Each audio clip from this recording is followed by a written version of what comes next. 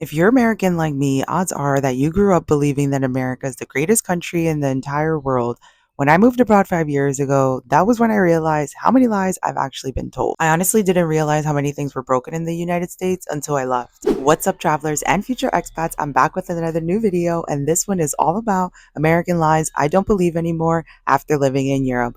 Let's jump right in. So, the first American lie I don't believe anymore after living in Europe is that if you work hard, save money, you can buy a house. And this isn't because young people don't want to work or because young people are entitled. This is simply because the rules of the game have changed.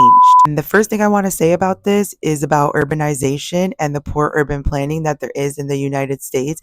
You have to think that young people want to go where the money is, and the money is usually in big cities. So if a young person is going to go move to a big city, you have to think that they're probably going to be spending a lot of their money on rent. So work hard, save money, buy a house. The whole save money thing might be out the window if you're renting in a big city such as San Francisco or New York City in the United States. Even if you have a really good salary, the cost of living eats that up. The next thing I want to say about this is wages and home prices. So in the United States, it's very common for homes to have nearly tripled in value.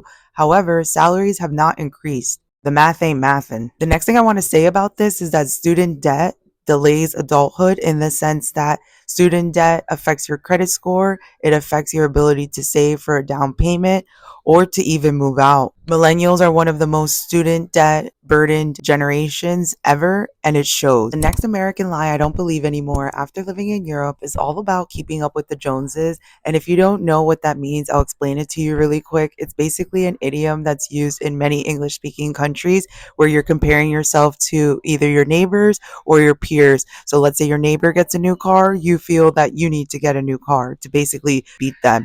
They got a new phone, you want to get a new phone, etc. You get the point. So what happens in the United States is consumption is at an all-time high, and that often gets people into financial strain or even debt. It's definitely now worth it to get a new car or get any new materialistic object just to prove your worth or financial status to other people that probably don't even care anyways. It's very toxic and it's super wasteful. So I definitely do not believe in consumption, let alone massive consumption anymore. And the next American lie I don't believe anymore after living in Europe is all about guns and that guns are needed and that guns are necessary.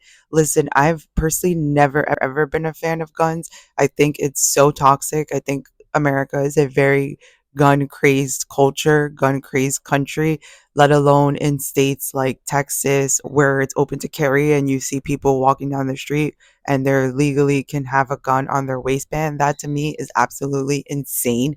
I'm from the East Coast, so I was born and raised in New York for a few years, and then I moved to New Jersey, right outside of New York City. So you don't see guns as much, but people do have guns in New Jersey now and in New York. There's a lot of illegal guns out there. It's just not a good idea, and it is a huge recipe for disaster. You see all the shootings all the time, and I just wonder if there's ever going to be a day where America genuinely wakes up. You also have to think that America runs off of capitalism, so everything that America does is for the pure sake of profit, which means they want to make money with everything that they do. And unfortunately, that's exactly what happens with the firearms in the United States. It's a business, and that's very disturbing to me that politics rather make a profit than keep millions of people safe. Not to mention the mentally ill people that have access to these guns or can easily buy a gun. I really do think it's a huge recipe for disaster. Politics care more about profits over people, and it shows. I personally think that the gun topic is very messy in America, and as long as the NRA has their own political action committee, guns probably aren't going to be going anywhere. Unfortunately, I personally think that the guns affect the quality of life to an incredibly evasive degree because why would you want to be living anywhere where you have to be scared to go to the supermarket, go to the mall, go to the cinemas? It's way too much at this point. The next American lie I don't believe anymore after living in Europe is all about food, and that is that healthy food is expensive.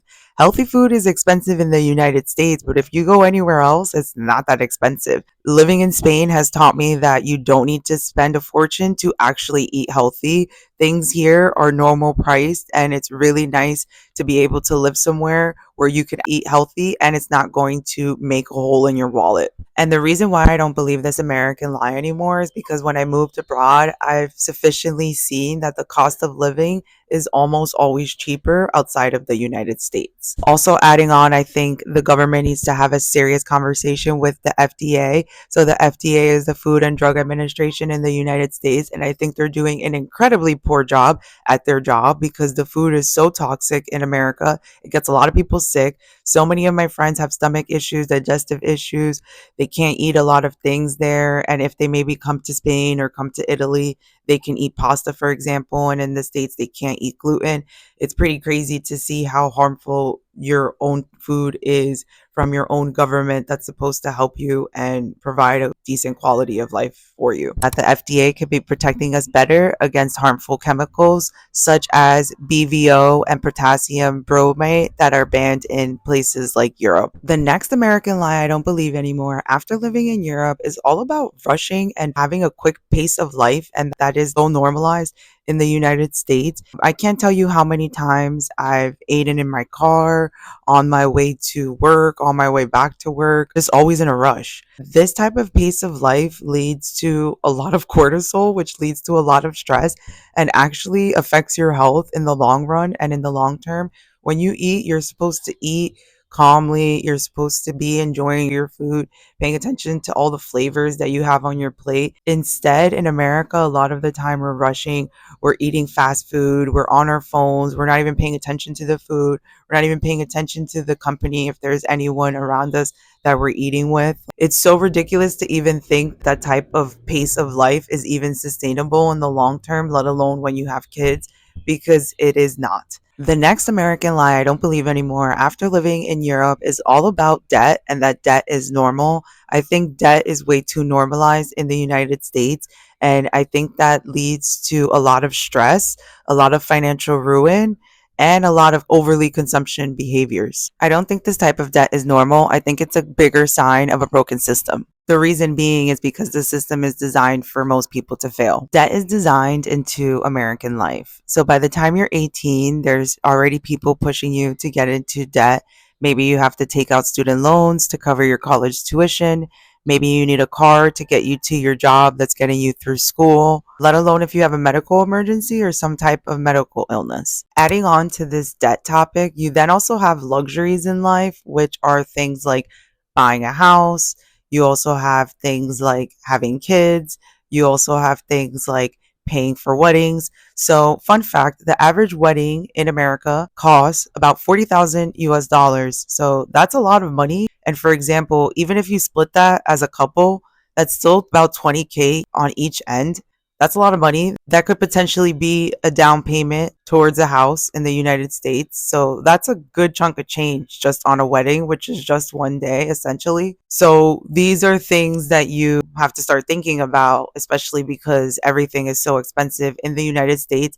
And because of this tariff war, looks like things might start getting even more expensive. I personally don't believe this American lie that debt is normal because I believe that debt has been normalized in America to keep people compliant, stressed, and honestly, way too tired to even fight back. Freedom isn't just about flags and fireworks. It's about not being financially imprisoned for the rest of your life just because you're trying to live a decent life. One of my favorite things about Europe is that it's a system that's not designed to get you into debt. And also, most college universities here are either free or very cheap. And now we're talking all about cars and the big old American line that you need a car for everything and to get everywhere. After living in Europe, it's honestly impressive to see how good and efficient their public transportation is. In comparison, the United States, unless you're in New York City, Washington, D.C., or Chicago, public transportation isn't that great in many suburbs, smaller cities, and buses aren't frequent and they don't go where you need to go. Going back to the poor urban planning comment that I made before, that's actually a thing in America. So you do have to drive to the grocery store because it's probably not walkable and you probably can't walk back with all your groceries. You probably can't walk to work and you probably live far from your friends. Even if you do happen to live in a big city in the United States, you'll still notice that things are far apart. On the contrary, when I've been living in Europe, I noticed that there's a supermarket in every street, if not every street, every other street. It's super easy for you to go buy your own food and cook. And the reason why I don't believe this American lie anymore is because I think it's another consumption trap that makes people have to get a car since there's no other way to get around. I also don't think it's healthy to have to drive everywhere versus walking and public transportation. The next American lie I don't believe anymore after living in Europe is that doctors in America care about you. The reason for this is because Big Pharma is an animal. If you don't know who Big Pharma is, it's the big pharmaceutical companies in America that own, sell, and develop prescription drugs. So for them, it's very important that people are sick. It's very important that people get prescribed medicine.